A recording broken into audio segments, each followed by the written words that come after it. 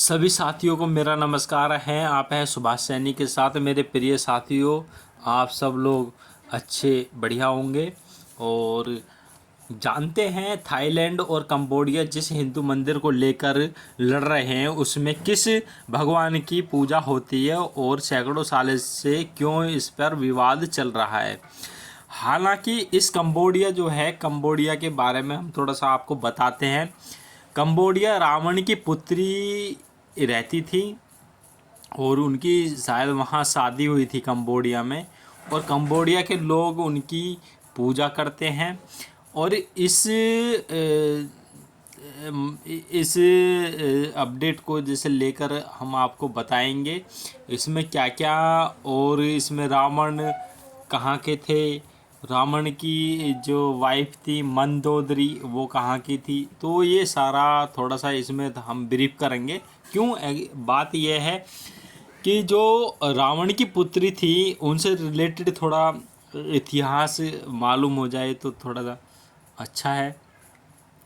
रावण उत्तर प्रदेश में एक बिसरक नाम जगह है, नोएडा के पास रावण वहाँ के थे। और उन्होंने श्रीलंका में जो रहने लगे तो पार्वती जी ने एक अपने महल की इच्छा करी थी।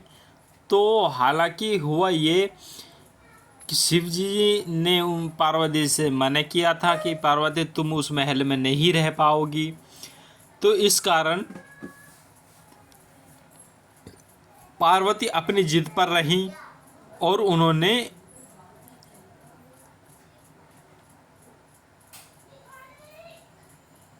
महल वहाँ बनवा दिया,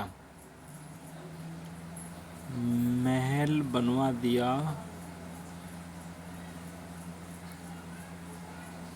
वहाँ पर महल बनवा दिया श्रीलंका में।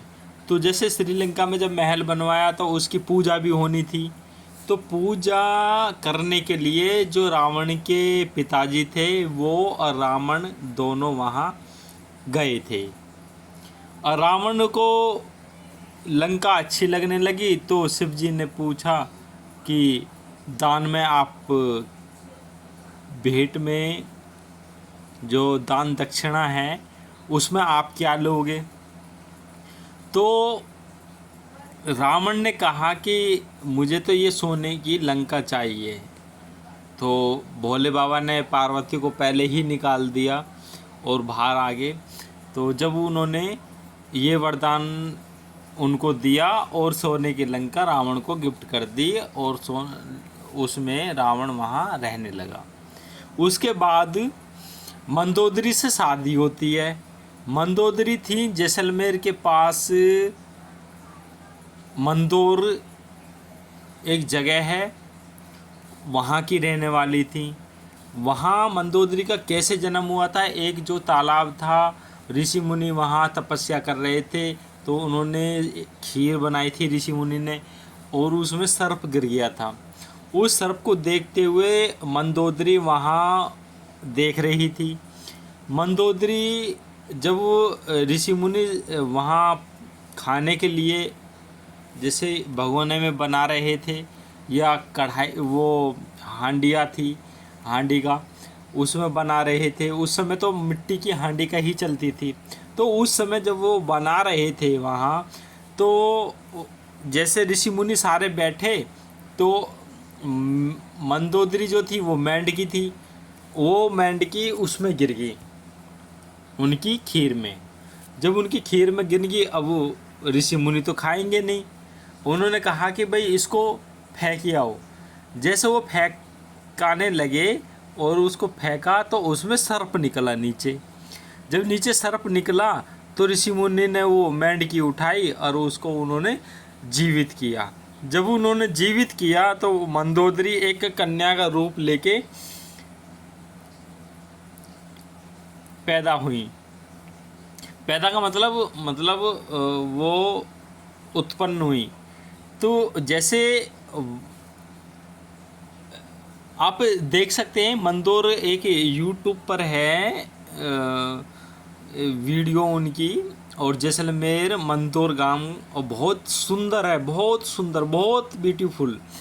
तो इस चर्चा को आगे लेकर चलते हैं। जिस तरीके से अब उनसे मंदोदरी की शादी हो जाती है, तो उसके बाद रावण की एक पुत्री होती है, वो पुत्री की शादी कंबोडिया में होती है। तो काफ़ी पुराना इतिहास है और इसी को आगे लेकर चलते हैं कि थाईलैंड और कंबोडिया जिस हिंदू मंदिर को लेकर लड़ रहे हैं उसमें किस भगवान की पूजा होती है, सैकड़ों सालों से क्यों विवाद है इस पर।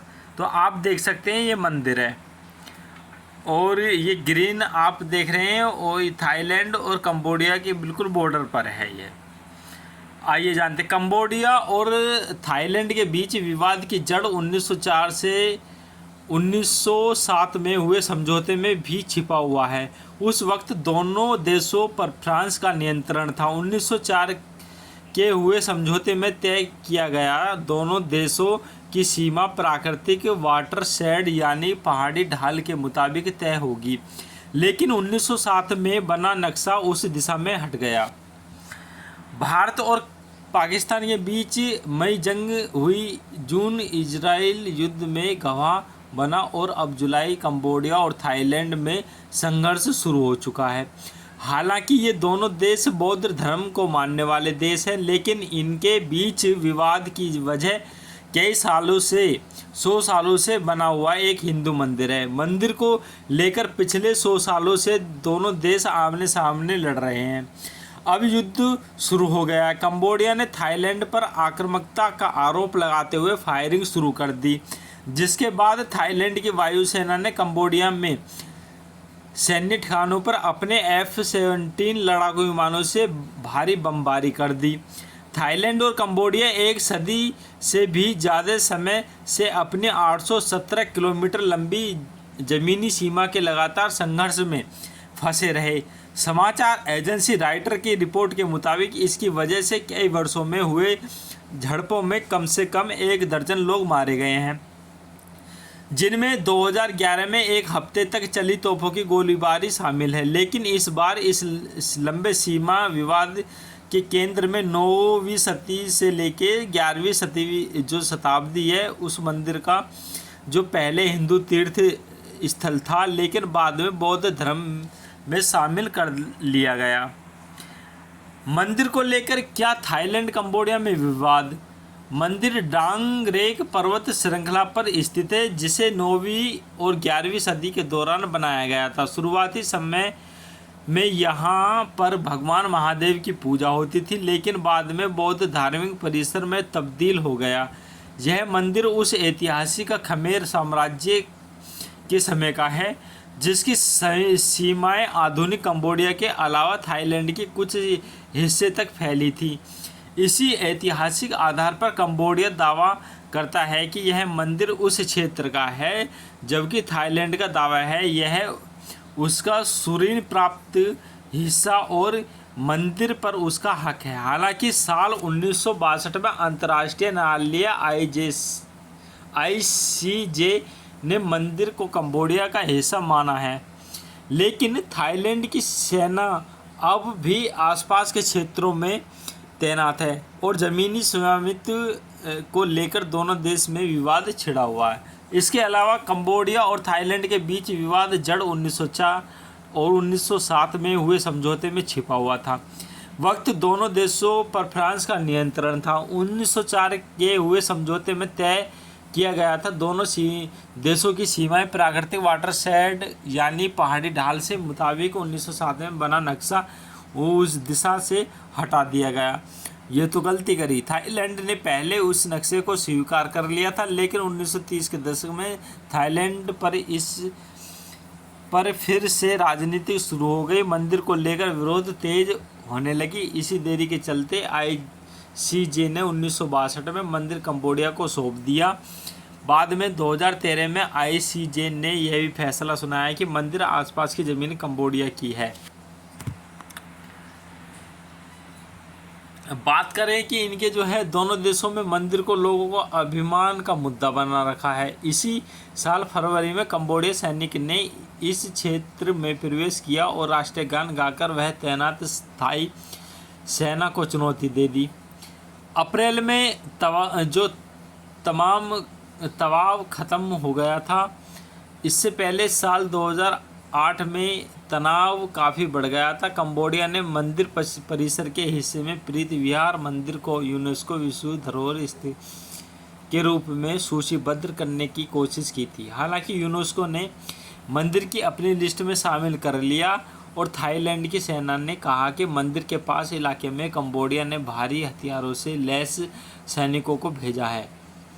थाईलैंड ने यह भी कहा है कि कंबोडिया ने क्षेत्र में सर्विलेंस ड्रोन भी भेजा था, जबकि कंबोडिया ने आरोप लगाया कि थाईलैंड की सेना ने घुसपैठ की कोशिश की थी। उसने आत्मरक्षा के लिए अधिकार के तहत कार्रवाई की। थाईलैंड और कंबोडिया के बीच तनाव है। सीमा पर लड़ाई शुरू हो चुकी है। गोलीबारी, हवाई हमले, थाईलैंड के 12 लोग मारे गए हैं।